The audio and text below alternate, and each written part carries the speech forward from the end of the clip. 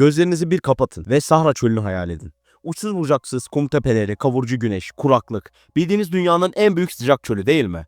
Peki şimdi bir de tam tersini hayal edin. O kumların yerini bir anda yemyeşil ağaçlar, gür ormanlar, akan nehirler, masmavi göller alsa. Şaka gibi geliyor kulağıma. Bugün tam da bu ne olurdu sorusunu peşine düşüyoruz.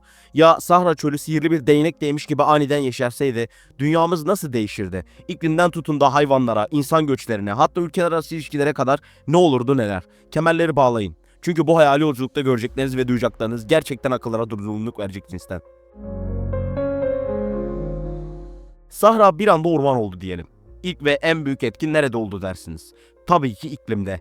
Düşünsenize o devasa kum yığını yerine milyonlarca ağaç var. Ağaçlar ne yapar? Terleme yoluyla atmosfere su buharı salar. Bu da ne demek? Daha çok yağmur. Özellikle Sahra ve çevresindeki bölgeler için muson yağmurları gibi düzenli ve bol yağışlar başlayabilirdi.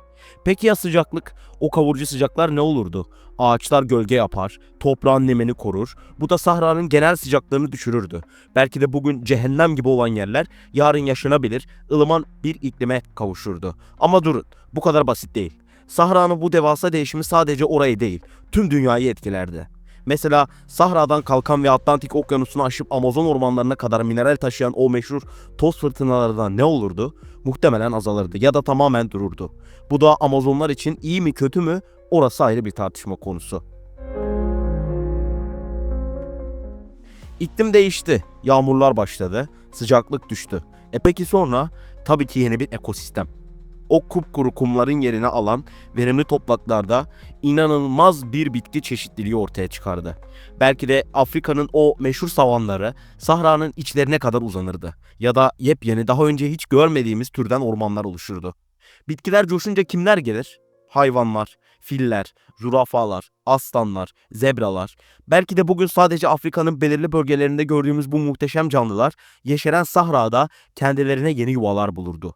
Yeni nehirlerde ve göllerde balıklar, timsahlar, su aygırları peyda olurdu. Düşünsenize, Sahra Çölü bir anda dünyanın en büyük doğal yaşam parklarından birine dönüşebilirdi. Biyoçeşitlilik tavan yapardı. Tamam, doğa coştu. Peki biz insanlar, Sahra'nın yeşermesi insanlık için ne anlama gelirdi? İlk akla gelen tabii ki tarım. O devasa alanlar bir anda tarıma elverişli hale gelse, dünyanın gıda üretimi nasıl etkilenirdi? Belki de açlık sorunu ciddi ölçüde azalırdı. Yeni tarım alanları, yeni iş imkanları demek. Tarım varsa yerleşim de olur. İnsanlar bu yeni verimli topraklara doğru göç etmeye başlayabilirdi. Belki de Sahra'nın ortasında yepyeni modern şehirler yükselirdi. Düşünsenize bugün sadece kum gördüğünüz yerde yarın milyonların yaşadığı metropoller. Bu durum özellikle Afrika'daki nüfusun dağılımını ve göç hareketlerini kökünden değiştirebilirdi. Sahra bir engel olmaktan çıkıp bir fırsatlar diyarına dönüşürdü. Böyle devasa bir coğrafi değişim tabii ki sadece ekoloji ve demografi değil, küresel ekonomiyi ve siyaseti de sarsardı. Yeni tarım alanları, yeni doğal alanlar, belki de su kaynakları en önemlisi olurdu.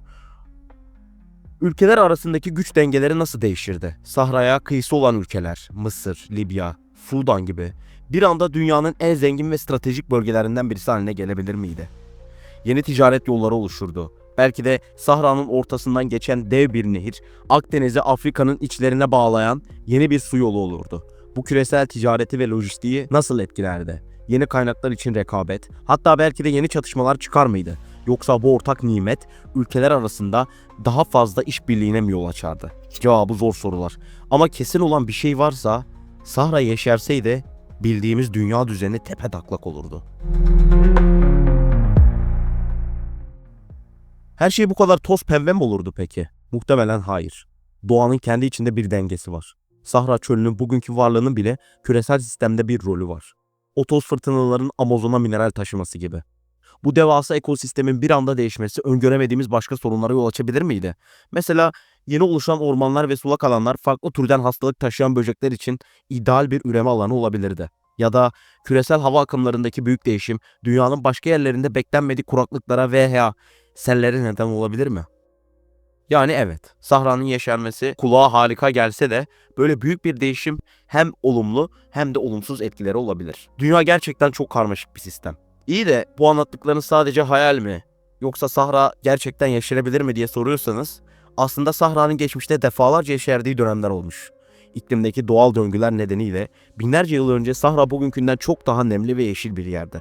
Hatta oralarda insanlar yaşıyor, avcılık yapıyordu. Kaya resimleri bunun kanıtı. Günümüzde ise terraform etme, yeni bir gezegeni veya bölgeyi yaşanabilir hale getirme gibi fikirler var. Devasa sulama projeleri, özel bitkiler ekme gibi. Ama Sahra kadar büyük bir alanı yeşertmek şu anki teknolojimizle ve kaynaklarımızla neredeyse imkansız gibi bir şey. Ve tabii ki böyle bir müdahalenin ekolojik sonuçları ne olur? O da ayrı bir soru işareti. Ama hayal kurmak serbest, değil mi? Sahra çölünün yeşermesi gibi bir senaryo bile gezegenimiz için ne kadar dinamik, ne kadar hassas ve ne kadar birbirine bağlı bir sistem olduğunu gözler önüne seriyor. Küçücük bir değişiklik bile devasa sonuçlar doğurabiliyor. Belki de bu tür ne olurdu soruları sormak dünyamızı daha iyi anlamamıza ve onlara daha iyi bakmamıza yardımcı olur. Ne dersiniz? Peki sizce Sahra çölü yeşerseydi en çok ne değişirdi? Ya da sizin aklınıza gelen başka ne olurdu senaryoları var mı? Hadi yorumlarda fikirlerinizi bizimle paylaşın. Üzerine biraz daha kafa yoralım. Bu videoyu beğendiyseniz ve böyle beyin yakan senaryoların ilginç yüzünü keşfetmeyi seviyorsanız kanalımıza abone olmayı unutmayın. Ve o minik zili tıklamayı unutmayın ki bildirimlerden haberdar olun. Bir sonraki macerada görüşmek üzere. Hayal kurmaya devam edin. Merak her zaman peşinizde olsun. Hoşça kalın.